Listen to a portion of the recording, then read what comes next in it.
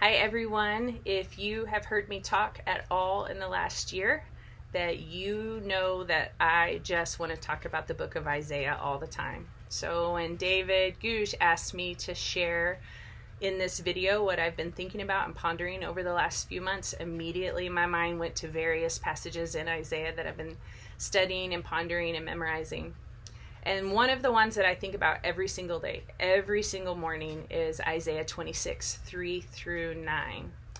And a lot of times we start with just Isaiah 3 and 4, and it may be familiar to you. It says, "You keep him in perfect peace whose mind is stayed on you because he trusts you. Trust in the Lord God forever, for the Lord is the everlasting rock." But what's interesting about that passage, we often stop with that part because it makes us feel good to know that he's going to keep us in perfect peace if we fix our mind on him.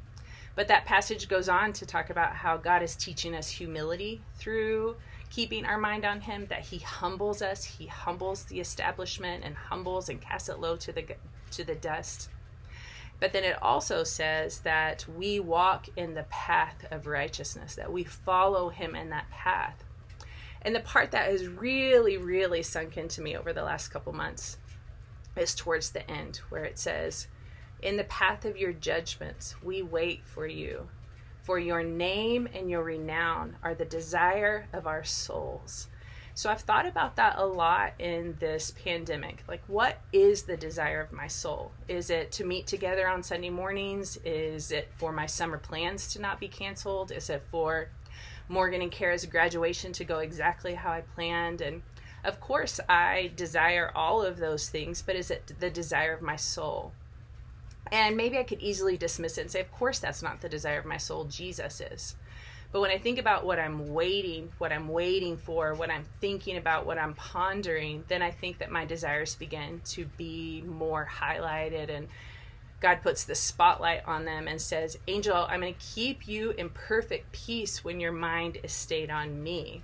And in the path of these judgments in the world, and I'm not talking about punishment and that sort of judgment. I'm talking about all the little judgments throughout history that God has on the earth to show us who he is as he's leading us to the final judgment when Jesus returns.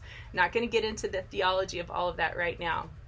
But I don't believe that God is wasting this time, this pain and this frustration and the death and destruction that we see around. So am I fixing my eyes and my thoughts on all of that stuff, the heaviness of the dark world? Am I fixing my heart on all of the disappointments that I'm personally facing? Or am I keeping my mind on him who gives perfect peace?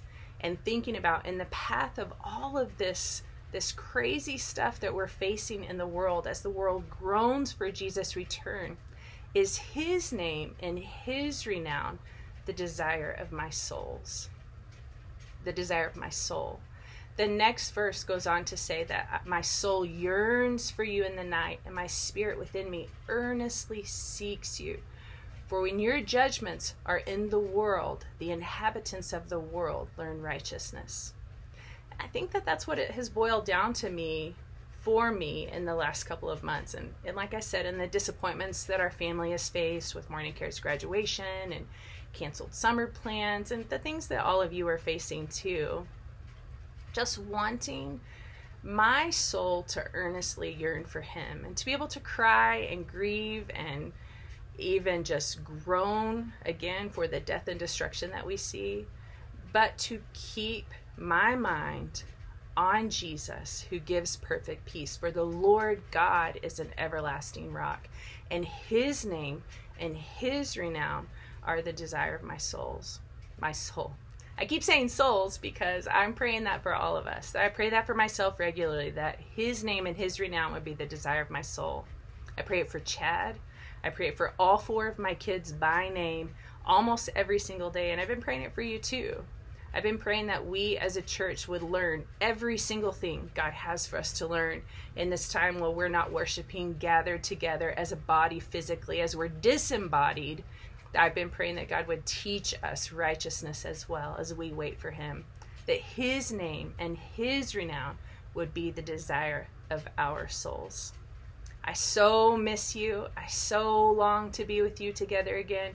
But until that time, I'm linking arms with you, and I'm praying for you, and I'm asking God that we would be a church, that I would be a woman, that we would be a church, that his name and his renown are the desire of our souls.